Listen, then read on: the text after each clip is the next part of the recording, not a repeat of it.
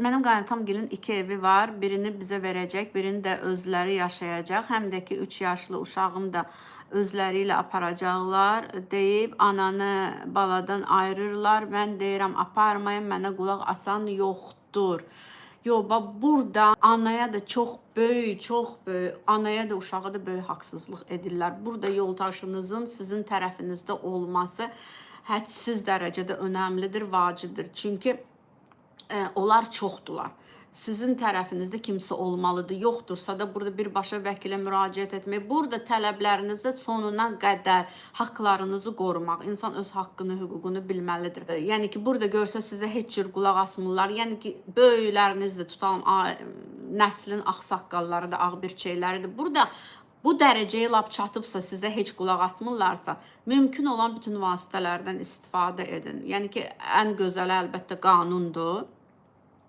Necə yəni mənim 3 yaşında balaca uşaq heç anlamır, onu zorla ananı baladan ayırmaq, yəni burada o qədər kontrol istəyi var o insanlarda, o qədər hökmranlıq istəyi var, o qədər burada yəni ki bir sözlə vicdansızlığın çox böyük, nə bilim hələ İslam dini nöqteyi nəzərindən baxsaq, nə boyda günahdır bu? Yəni çox çətindir. Siz hal-hazırda indi inşallah ki sizin tutalım ailəniz, dəstəyiniz var. Valideynlər ya bacı, qardaş, ya lap tutalım da əmi uşaqları, xala uşaqları, rəfiqələr, kimlər varsa belə situasiyalarda dəstək istəmək çox önəmlidir. Maksimum dəstək, maksimum dəstək. Yəni hər cürdə istər sosial şəbəkələrdə cəmaət bu haqda bir də görürsünüz çıxılmaz vəziyyətə düşəndə canlı açır birbaşa videolar çəkir, qoyur ki, yəni onun kömək dəstək olan bir də görürsünüz təmənnasız şəkildə bir də görürsünüz hansısa vəkil deyir ki, hə mən sənə kömək eləyərəm, mən bu işi sənə yardım edərəm, sən uşağı ver. Yəni ki, biz necə? Mən sizə belə bir söz deyim də, burada öz başına uşağı götürəsən, aparasan, eləyəsən, bu özü də mən elə bilirəm ki, indi mənim belə qanunlardan elə də başım çıxmır. Amma bu özü də bir qanunu pozmaqdır. İnsanın haqqını, hüququnu pozursansa, bu qanunun özünü konstitusiyada olan qanunları, bütün nə bilim insanlığa o türklər demiş haykırı bir şeydir bu. Bacardığınız qədər maksimum bütün nə imkanlarınız varsa hamısını istifadə edin ki, anadan bala ayrılmasın. Böyük bir travmadır. Uşaq üçün anadan ayrılmaq, ana üçün də uşaqdan. Bu travmadır birbaşa travmadır. Ömürlük özləri ilə yaşamaq. Bunlarda cürətə baxır. Bunlarda əslində çox ağılsızlıq, böyük bir ağılsızlıqdır bunu eləmək. Çünki özləri başlarına əslində iş açırlar. Amma belə insanlar var, mən sizə belə deyim də, insan var ki, onun həyatına baxsan, məsəl üçün də 20-30 il içində o qədər dramatik situasiyalar görə bilərsiniz ki, insanlar var ki, onların həyatı bu dramaların içində özləri o situasiyaları yaradırlar. Ay mən sənin əlindən uşağı alacağım, ay mən səndən belə eləyəcəm, ay mən intiqamı səndən belə alacağım, ay mən sənə göstərəcəyəm, mən sənə baş oynatacağım. İnsan var ki, hələ həyatı demək olar belə yaşayır həyatını. Çünki daim özünü daxildə alçalmış hiss edir. Özünü elə bilirsiniz necə, həm var da burada hələ yenə də o dəfəki mövzu utanc hissi. Özü ilə bağlı insanda daxildə xroniki utanc olanda o başqalarına zərər vurmaqla çox məşğul olur. Başqaları incitsin, başqalarına əzab versin, dərd versin, özünü yüksək hiss etsin də, mən bunu elədim sənə, bax, cəza verməklə məşğuldurlar. Hələ bilirsiniz necə bir növ özlərini ilahi varlıq kimi də hələ bildə, mən eləyə bilərəm, mənə olar. Mən eləyə bilərəm, sən eləyə bilməzsən. Üstünlük hiss etməsi. Və burada çox vaxt bu situasiyalarda hələ həyat yoldaşı ilə qaynana dilbir olurlar. Belə situasiyalarda nədir? Qaynana çox güclü şəkildə gəlininə, oğlunu qısqanır. Yəni istəmir də gəlini oğlunun gözündə yaxşı olsun, onun gözünə xoş görsənsin. istəmir və əlindən gələn hər bir manipulyasiya, hər bir iyrənc bir şeyə əl atır ki, tək ki uzaqlaşdırsın, tək ki soyutsun, tək ki qırğın dava salsın.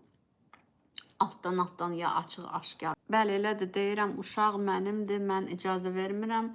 Hara apararsız, deyirsən, hamiləsən, qarnındakı oturub saxla, bu bizimdir. Ay, elə bir şey yoxdur. Uşaq valideynlərə aiddir. Belə uşaq istəyirsə, yəni yetimxanalarda uşaqlar var, hələ böyük savab olar, götürüb saxlasınlar da, indi onlara icazə, onlara kim uşaq verər belə nanəcim insanlara, vicdansızlara. Burada gəlinə gəlin gözü ilə baxılmır, şəxsiyyət gözü ilə baxılmır. Burada gəlinə hələ bir siz uşaq istehsal edirsiniz onlar üçün, başa düşdünüz necə sizin söz haqqınızı, siz deyirsiniz, mən icazə vermirəm. Yəni burada sizin tək sözünüzdə oturub onlar dinləyən deyil, bilinir ki, qəddar insanlardılar. Ona görə sizə gözəl, əməlli, möhkəm dəstək lazımdır. Çox yaxşı dəstək lazımdır. Və görün sizin hansı vəziyyətinizdə hamilə qadındır. Buna bu cür stres yaşadırlar. Ən həssas dönəmində, hamiləlikdə insan çox həssas olur, çox qırılgan olur, hər şey insana toxunur. Bu cür mövzu ortaya atmaq ki, bunlar oturub gözləyiblər, bu hamiləlik baş versin, sonra bu uşağı alsınlar. Hamısı planlı şəkildədir. Bu planlar çoxdan cızılıb. Nəysə, siz özünüzü də, öz uşağınızı da burada əməlli qorumaq, mücadilə etmək, mümkün olduğu qədər arxanızda insan toplamaq.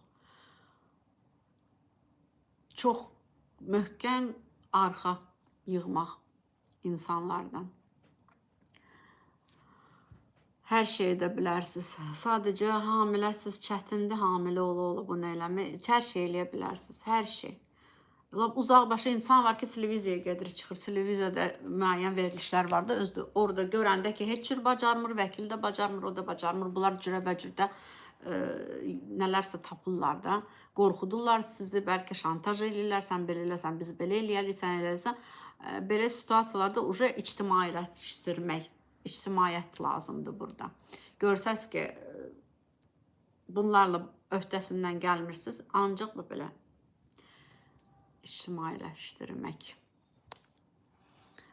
Bunların bu hərəkətlərinə görə mən bəzənmirəm, ancaq ağlayıram. Yox, nahaq yerə, siz niyə ağlayırsınız? Elə bilirsiniz ki, təksiz, onlar çoxdur, siz təksiz. Yox, siz o qədər insan yığarsınız ki, sizin arxanızda o qədər bir Azərbaycan anaları, nə bilim, hələ qeyrətli oğulları olsun, durar arxanızda.